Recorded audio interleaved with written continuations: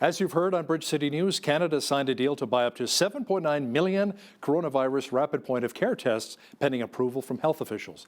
To talk more about this in more detail is our political reporter Brian Lilley, joining me once again from Toronto. Brian, apparently it's not an antigen test, but the instruments used to analyze it can be run outside of a major lab, giving rapid results at a clinic or a hospital in the fight against COVID-19. Yeah, so this is the second faster, I don't want to call it a rapid test, but it is a faster test that's been approved. There's been a lot of pressure on the Trudeau government, on Health Canada, to approve rapid tests. They're being used by all of our allies in Japan, in the United States, in the UK, across the European Union, and we don't have any here. So, I was interviewing Michelle Rempel-Garner, the Conservative health critic, about this last week, and she said, we have similar approval processes as some of the countries that have already said, given these the green light. Why aren't they approved? Well, on Tuesday, Health Canada officials came out and gave a bit of the rundown, bit of a lay of the land. They approved one faster test last week on Thursday. They announced the second one on Tuesday and said others, including an antigen test from Abbott, which Premier Doug Ford calls a game changer for Ontario if it gets approved. Well, they said they're waiting to make sure that they've got all the data. That some of these manufacturers haven't submitted for approval in Canada, so they have nothing to go on unless they go out and proactively search for it. Given what we're facing, I think that's what they should be doing. But the Trudeau government clearly has gotten the message from premiers across the country, from medical officials across the country, get these things approved. We went from wait times in Ontario that were next to nothing. I could walk down the street to Women's College Hospital in the middle of downtown Toronto and get a test throughout the entire summer. And then suddenly, the beginning of September, long lines began to form, and they just got longer as people started to say, you know what, I need a test either for work or for school or just because I don't feel comfortable. There needs to be something to clear the backlog, especially as we see a rise in cases in a second wave. This may be more provincial jurisdiction, but have you heard anything on the Hill from MPs potentially talking about making a potential COVID-19 vaccine mandatory across the country, or is it more up to the provinces? There would be no way that I could see for a COVID-19 vaccine to be mandatory. It would actually go against the Charter of Rights and Freedoms. But then again, so many of the lockdown measures that we've all experienced would go against the Charter as well. But making it mandatory would be difficult. Could, certain jobs, require that you have the vaccine? Perhaps. But you can't make it a mandatory. They haven't even been able to make testing mandatory in certain occupations. You would think that healthcare workers would be required, but they can't. In long-term care and health settings, they can't force the workers to be tested. Almost all of them are cooperating and being tested on a regular basis, thus the system's running along just fine. But no push for mandatory vaccine that I've heard. Brian, millions of Canadians have had to rely on the Canada Emergency Response Benefit, otherwise known as CERB, over the past several months. But now that it's expired, what happens to those who still can't find work? Well, this is a bit of bad planning on the Liberals' part, and we'll get into how prorogation fits into this in a moment. But there are 4 different benefit programs to replace CERB and use the EI system as a way to ease the pain for those who, because of various COVID shutdowns, because of the economic impact, are unable to find work. I know many people who were in between jobs or were out looking as COVID-19 hit. And look, the economy in this part of the country was going gangbusters. Jobs were aplenty. Then all of a sudden, nobody's hiring, things are shut down. And of course, we did shut down many industries as well. So it's right that governments step up and do something to help. And that's what they did with CERB. But CERB ended last Sunday. The application process for 2 of the replacement programs opens on October 4th. That is on this coming Sunday. So there's a week gap there. And then the next 2 programs open on October the 11th. Parliament has been shut down since August 18th. They could have been working on this in that time frame. Instead, what they did was prorogued because they wanted to get the WE scandal off the front pages, off of your TV newscast. They wanted us to stop talking about WE. Now, the Liberals have been frantic trying to get opposition support to pass this. The Conservatives have said, look, this is a massive omnibus bill. We don't want to stop Canadians from getting support, but you've shoved all kinds of other things in there. Let's split the bill.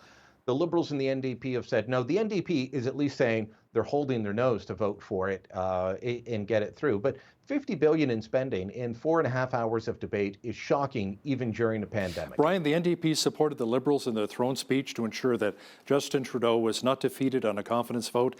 But now, Jagmeet Singh, the NDP leader, is saying he wants more from the Liberals for continued support. Is this almost like a form of political blackmail with the NDP holding all the cards? Well, look, this is minority parliament. So you want the support of an opposition party, you've got to offer them something. And so I think that the Liberals, left out a couple of things from the throne speech and the economic support package on purpose. And then they gave the NDP what they wanted. The original plan to replace CERB would have gone from $500 a week or $2,000 a month down to $400 a week and about $1,600 a month. Well, the NDP said, no, it should stay at $2,000 a month.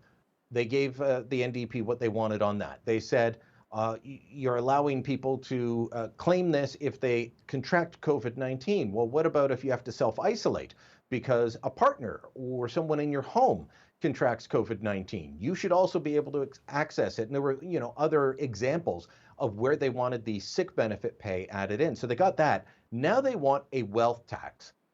They want to come in and raise taxes on the wealthiest Canadians. The Trudeau government's already done this.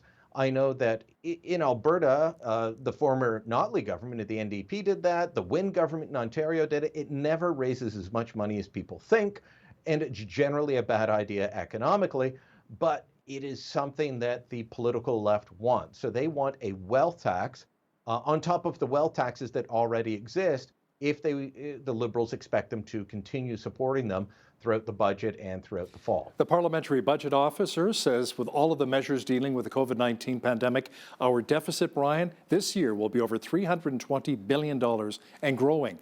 How long can this be sustainable, especially with their debt now over $1 trillion? Well, in the past, the Parliamentary Budget Officer has said 1 or 2 years at most, but they're now saying, look, the effects of the pandemic are going to be felt for years. They're not exactly sure. It's difficult to forecast in this era, but they're saying we are going to be feeling this economically for a long time to come. And, $330 billion deficit, that used to be more than the entire federal budget. And not that long ago, Hal. We're talking about it at the beginning of the Trudeau government. So this is a massive level of spending. It's effectively doubling the spending of the federal government. And I understand that people want to ensure that Canadians get help. And I don't doubt that that is a noble goal for any government. But at a certain point, you have to say, how will we pay for this eventually? And this is something that, our kids and grandkids will be paying off down the road. But we've got to get to a point where, yes, people can get back to work. Look, I know that there are concerns about rising case numbers across the country, but in most provinces, hospitalizations, ICU admissions, deaths, those are not rising in the same level, at the same level as case counts at this point. And you've also got the fact that it is a much younger demographic contracting COVID-19 now, one that is far less likely to face serious ramifications or serious outcomes from this virus. Yeah, especially with people under the age of 40, absolutely. Brian, internal government polling suggests public support for going back to stage 2 of the lockdown as cases keep rising, as you mentioned, especially in central Canada, Ontario and Quebec. Now, this can't be good for business owners who barely survived the first round of COVID-19. What would that actually look like where you are in central Canada? Well, in Ontario, going back to stage 2, as they call it, that would mean closing down public libraries to everything except curbside pickup. It would shut down swimming pools, fitness centers, gyms, indoor dining, bars would close down. We've already seen restrictions on the size of groups that you can have in these locations. I can think of the restaurant downstairs in my building that has gone to enormous lengths to put in physical barriers between tables and spaced out their tables on top of that, and following all of these other measures. And now they're being told, despite all of this, you might be shut down again. 85% in Ontario. This is an Ipsos poll done for one of the Ontario government ministries. 1,000 people polled just last week, and 85% said they would support going back to stage 2 if cases continue to rise. And some people might say, well, they're just polling Liberals in downtown Toronto. That's not the case. This goes across political viewpoint. It goes across gender lines, age lines, every demographic. It goes across urban, suburban, and rural ridings. Even in rural areas, 79% say they would support it. So this is across the board support. And my guess is that by Thanksgiving, there's a good chance Ontario is back into stage 2. We just saw Quebec the other day announce closure of restaurants and other facilities for 28 days. That's their campaign. And a lot of people might say, well, it's just 28 days. But remember, back in March, we were told 2 weeks to flatten the curve. And I spoke to a lot of restaurant owners here in Alberta, and they say if there's another lockdown like that here, 60 to 70% of those restaurants won't be around in a year from now. Brian, security for MPs on Parliament Hill has been beefed up recently after some disturbing events of harassment. Tell me more about that. This latest one involved Jagmeet Singh, and it's a group that has decided that for some reason they feel that they can go around and do citizens arrest. It's a group that is often described as far right. I'm not sure what's right wing or conservative about it. They appear to believe that our political leaders have broken laws and they need to arrest them. They've tried to do a citizen's arrest on a Radio Canada, that's French CBC journalist, outside of their headquarters. And then earlier this week, this same man followed NDP leader Jagmeet Singh down Wellington Street from the Parliament buildings to an area that's adjacent to the Chateau Laurier. For people that know Ottawa, it's just next door, but there are House of Commons committee rooms there. He was walking down there, and this man and his accomplices were harassing him the whole way, filming it, trying to say that you're under arrest. Jagmeet Singh was being polite, not having any of it, continuing to walk on. At the end of the video, the man can be heard saying, "Next time I see you, we'll have a dance," which sounds like a street level threat. So the Parliamentary Protective Service is taking this seriously. They are saying that they're looking at increasing measures, but not saying exactly what those measures are. Brian, we've long had the practice in Canada of our prime ministers flying on government jets. They do not have to use commercial flights, even for vacations. Now, you recently discovered Trudeau staff were haggling over the prime minister having to pay back an extra $33. Yeah, this was a bit of a surprise. Look, I have no problem with the prime minister using the government jet. Sometimes I've complained that he uses it too often. In his first several months in office, I think I counted 10 vacations that he took. That was excessive. But the fact is, we've decided as a country that for security reasons, and many others, that the prime minister uses the government jet, the Challengers, or the larger Airbus when they need to, especially going overseas. Justin Trudeau used the jet 9 times in May of 2019, and one of those was for a flight to Chicago. So he'd gone out to Edmonton on business, government business. There were a pile of government staffers with him on the flight from Ottawa to Edmonton. When they left Edmonton, all but one of those staffers was thrown off the plane and told to fly back commercial, get on WestJet, get on Air Canada.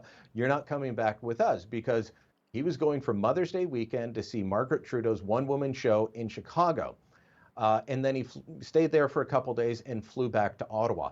Now, the practice is that the prime minister pays back what an average Canadian would pay for a commercial flight. Except going through these documents, they're not only saying that this is the lowest possible commercial flight cost, but partway through they said, the Prime Minister's office, and they redacted the person's name, they said to the Department of National Defense, can you check for flights out of Midway? It was a $404 flight, Hal, from Chicago O'Hare to Ottawa. That's a very good price, let me tell you, for a one-way flight from Chicago to Ottawa. They said, can you check Midway for cheaper flights? They found it $33 cheaper, $33.85. Why is the Prime Minister's office haggling over his money when they don't look after our own? They don't look after taxpayers' money. They're not that concerned about making sure that you get the best value. So my big problem with this is they take the lowest possible flight, and you always know that that's like the 6 a.m. departure at a time that nobody wants to be up at. They don't take the average cost. They don't even charge business class. And this is for a private jet to fly him direct, not stopping for a layover anywhere else. So it was a bit disconcerting, and it makes the Prime Minister look like a cheapskate. So bad on his staff for that one. Political reporter Brian Lilley joining me once again from Toronto. Thanks so much, Brian. Thank you, Hal. On behalf of all of us here at Bridge City News, I'm Hal Roberts. God bless, and thanks so much for watching.